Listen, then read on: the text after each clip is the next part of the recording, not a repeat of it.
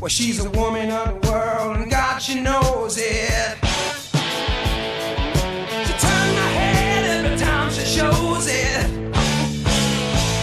Yeah, nothing you can do, nothing you can say, no way you can try to change your way. She might have gone a mile road, say what you gotta say.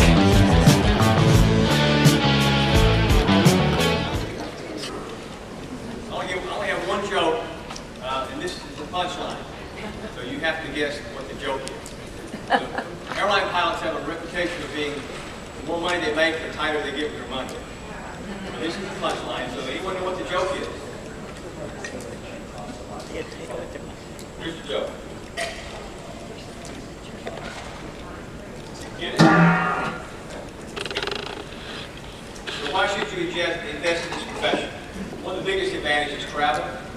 You're a hitchhiker, you go standby, so you see those people standing in airports all day trying to get on the flights. Sometimes they're free, sometimes they're just lower price. But travel is one of the big advantages of working with airlines. Pay scales dropped dramatically, pensions were cut, and it was a really difficult time in the industry. Now it's recovered, and a lot of new union contracts are providing a much better pay and benefits. Obtain a bachelor's degree. Doesn't matter what in. That's the important thing. Now, the regionals and the commuters, many of them don't require a 4-year degree, but they would prefer you to have one. If you can't come up with a 4-year degree in your package, a 2-year degree or associate degree. We'll be talking about these and a whole lot of other requirements and opportunities at the round table. I look forward to talking with you.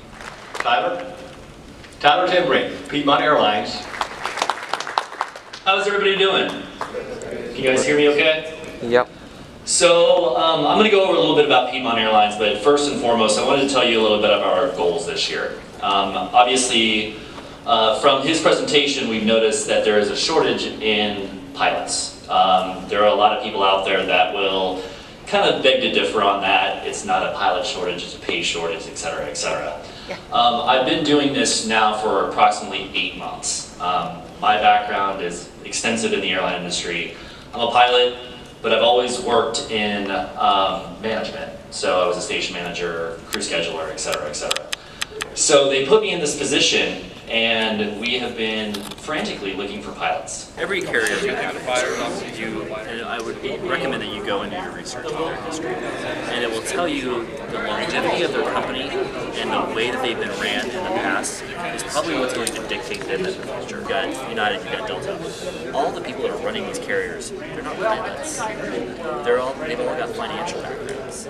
So their goal is the bottom line. But you've got these regional carriers. My CEO was a U.S. Airways captain. And if you go and Google Lyle Hall, and I challenge you to do this, Google Lyle Hall, read his story.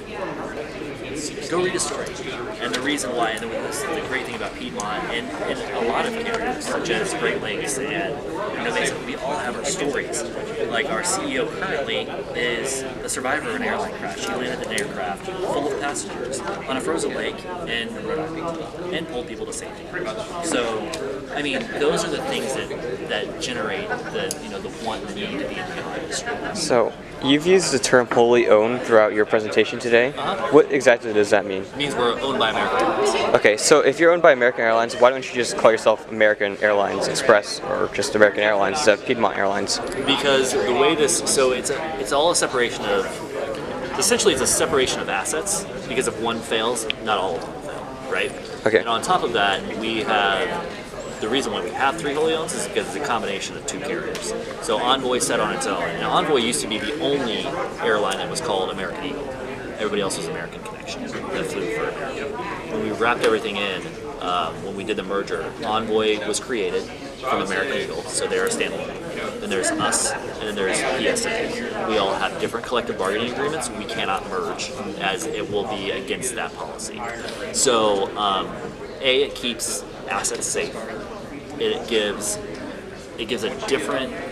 allows different pilots to fly for different carriers, and it also allows some flexibility in our route network is what it does.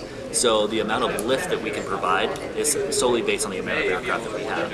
What's interesting is American owns aircraft that are not flown by the wholly owns, and they're not flown by American. Some of the aircraft are rented out or leased to carriers such as Republic, Mesa, whatever. We own those assets.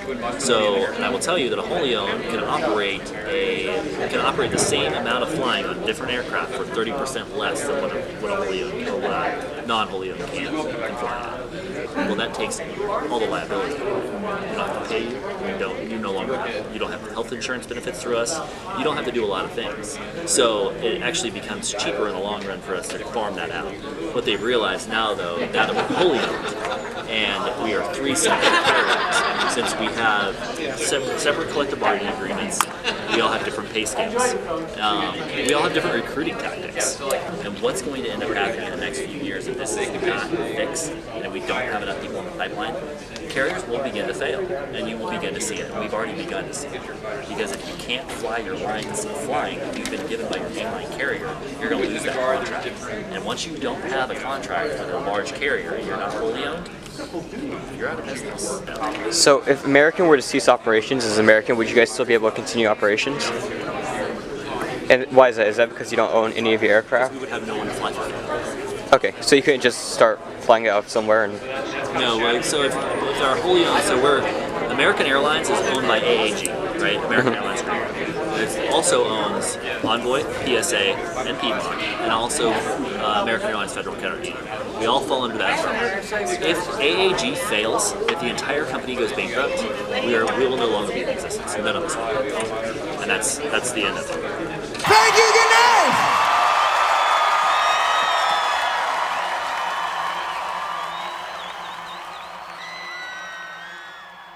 Some of you saw the article in the local paper on Monday.